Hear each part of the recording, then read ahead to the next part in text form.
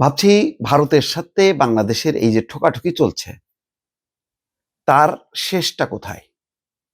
শেষটা যদি মোটামুটি সামঞ্জস্যপূর্ণ বা ভারসাম্যমূলক হয় তাহলে ঠিক আছে। আর যদি তলানিতে যায় তখন সেটা আমরা সামাল দিতে পারবো? ভারত কি খুব বেশি ক্ষতিগ্রস্ত হবে? এই কথাটা ভাবছি যখন, ঠিক তখন দেখি যে ভারতীয় হাইকমিশনার প্রণয় ভার্মাকে আবারও তলব করা হয়েছে। তলব করে বাংলাদেশের মিশনগুলোতে নিরাপত্তা নিশ্চিত করার আহ্বান জানিয়েছে।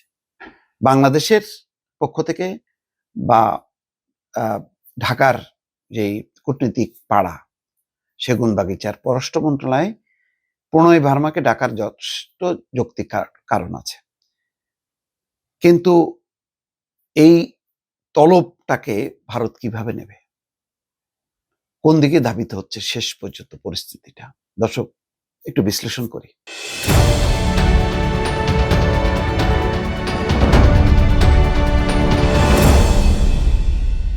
খবরের শিরোনাম হচ্ছে ভারতে বাংলাদেশের মিশনগুলোতে নিরাপত্তা নিশ্চিত করার আহ্বান ঢাকার। গত দুদিন থেকে ভারতের বিভিন্ন মিশনে সেই আগরতলা, শিলিগুড়ি, তারপরে কলকাতা এবং নয়াদিল্লিতে এই মিশনগুলোতে আমাদের 4টা কি 5টা মিশন আছে। সেইগুলোকে কেন্দ্র করে ভারতের উগ্রপন্থী, ধর্মীয় উগ্রপন্থী সংগঠনগুলো যে ধরনের তাণ্ডব লীলা চালাচ্ছে সেটা আসলে ভয়াবহ, একেবারে ভাঙচুর করছে। যেমন শিলিগুড়িতে ভাঙচুর করে তারা বন্ধ করে দিয়েছে, পরে বাংলাদেশ বাধ্য হয়েছে ভিসা কেন্দ্রগুলি বন্ধ করতে অনির্দিষ্টকালের জন্য।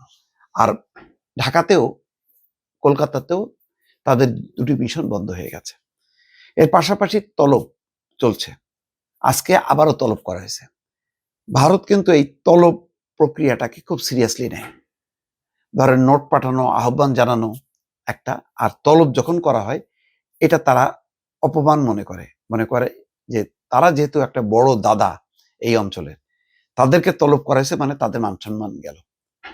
যেটা বাংলাদেশের যদি রাষ্ট্রদূতকে বা হাইকমিশনারকে ডাকে অতটা তারা মানে কাউন্ট করে না, কিন্তু ওরা কিন্তু আবার কাউন্ট করে। তারা মনে করে তাদের সম্মানহানি হলো, এই অঞ্চলে তাদের যে আধিপত্য, তাদের শ্রেষ্ঠত্ব বা প্রভুত্ব বা কর্তৃত্ব, সেটাকে চ্যালেঞ্জ করা হলো, সেই হিসাবে বিবেচনা করে। এর আগে যখন নাকি প্রণয় ভার্মাকে ডাকা হলো, ঠিক সাথে সাথে পরদিন সম্ভবত আবার বাংলাদেশের হাইকমিশনারকেও ডাকা হলো। তো এখন এটা সত্য, মানে বাংলাদেশের সেই ওসমান হাদির হত্যাকারীরা যে পালিয়ে গেল, পালিয়ে যাওয়ার অভিযোগ, আমি নিশ্চিত না, সেই অভিযোগকে ঘিরে আমাদের উগ্রপন্থীরা তারা কিছু কর্মকাণ্ড করেছে, বক্তব্য দিয়েছে, সেগুলি আমারও পছন্দ হয়নি। মানে মাত্রা জ্ঞানহীন এই সমস্ত বক্তব্য, তাও মনে করি যেটা আবেগের বহিঃপ্রকাশ।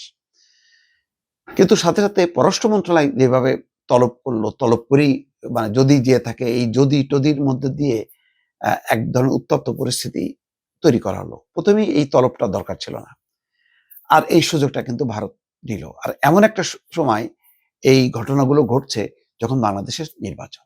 অনেকে মনে করে এর সাথে নির্বাচনের একটা সম্পর্ক আছে। যারা নির্বাচন চায় না তারা একটা উত্তেজনা ছড়াতে চাচ্ছে।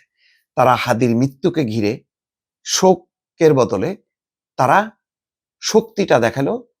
প্রথম আলো, ডেইলি স্টার, ছায়ানট, উদীচী এই প্রতিষ্ঠানগুলো ধ্বংস করে আগুন দিয়ে পুড়িয়ে,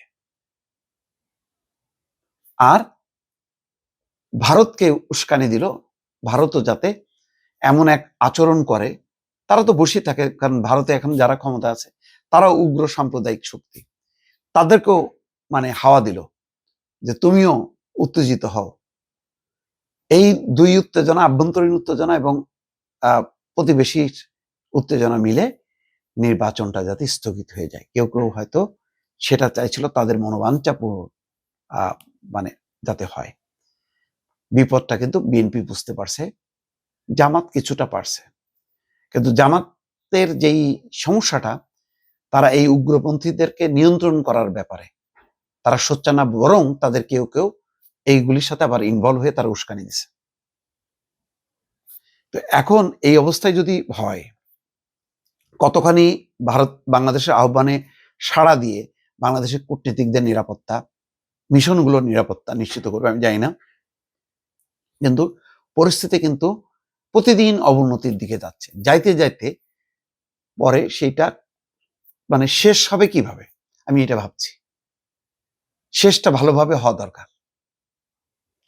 এখন মার্কিন কূটনীতিক যিনি ভারতের দায়িত্বে কালকে ডেকে বলছেন নির্বাচন হবে, ডক্টর মোহাম্মদ ইউনূস, আমি জানি না এই ভারত বাংলাদেশের এই পরিস্থিতিতে হয়তো আমেরিকার দূতরা এই বাংলাদেশ এবং ভারত পেলে তারাও উদ্বিগ্ন, তারা হয়তো একটা মানে আপোষ মীমাংসার চেষ্টা করছে, কিন্তু সেটা সফল যদি না হয়, যেহেতু বাংলাদেশের একটা সবচেয়ে বড় চ্যালেঞ্জ নির্বাচন, সেই নির্বাচনের উপর প্রভাব পড়তে পারে বা অনিশ্চিত হতে পারে।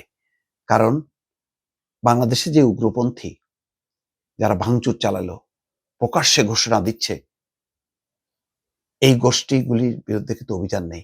কিছু লুটেরা যারা ওই কম্পিউটার লুটপাট করছে তাদেরকে কিন্তু ধরতেছে, কিন্তু যারা বেশ বক্তৃতা দিল সেই এইগুলিকে কিন্তু চিহ্নিত করা এবং গ্রেপ্তার করার উদ্যোগ আয়োজনটা দেখা যাচ্ছে না। এইটা একটা গুরুত্বপূর্ণ ঘটনা। এই চরমপন্থীদেরকে যদি নিয়ন্ত্রণ না করতে পারেন বাংলাদেশে, তাহলে এরা আভ্যন্তরীণভাবে বিএনপি সাথে জামাতের মানে মুখোমুখি যুদ্ধ ঘটায় দেবে, আবার ভারতকে উস্কানি দেবে যে বাংলাদেশকে অ্যাটাক করে। তাইলে ওরা বাংলাদেশের সাধারণ মানুষকে নিয়ে ভারতের বিরুদ্ধে মনে হবে যেন যুদ্ধ করতেছে, আসলে তারা ওই রাষ্ট্র ক্ষমতাকে নিয়ন্ত্রণ করার চেষ্টা করছে। দেখেন কোন কোন জায়গায় ঘটনা, রাজশাহী বিশ্ববিদ্যালয়ে দেখেন এক জিএস আম্মার কিভাবে শিক্ষক কর্মচারী কর্মকর্তাদের হুমকি দিচ্ছে। ওই আওয়ামী ট্যাগ আগে ছিল জামাত শিবির ট্যাগ দিয়ে লাঞ্ছনা গঞ্জনা করানো, তাও চাকরি বাকরি ছিল, আর এখন বলতেছে তারা রাজশাহী বিশ্ববিদ্যালয়ে ঢুকতে পারবে না। এটা তো শুরু হলো কেবল, আরো বিশ্ববিদ্যালয়গুলি তো পড়ে আছে। তারপর যদি ক্ষমতায় আসে তখন কি হবে? অতএব সাধু সাবধান।